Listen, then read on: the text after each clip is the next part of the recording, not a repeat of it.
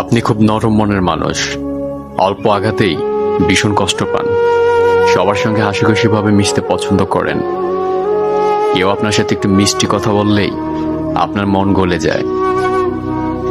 আপনি অল্পতে সবাইকে আপন ভাবতে শুরু করেন, কিন্তু দিন শেষে দেখা যায় কেউ আপনাকে আপন ভাবে না, বরং আপনার এই সরলতাটাকে তারা সস্তা ভাবে, আপনাকে দুঃখ কষ্ট দেয়, আপনাকে ছেড়ে যায়।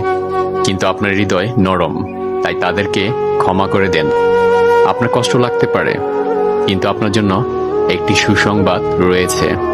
রাসূলুল্লাহ সাল্লাল্লাহু আলাইহি ওয়াসাল্লাম বলেছেন, প্রত্যেক নরম হৃদয়, ভদ্র ও মিশুক লোকদের জন্য জাহান্নাম হারাম।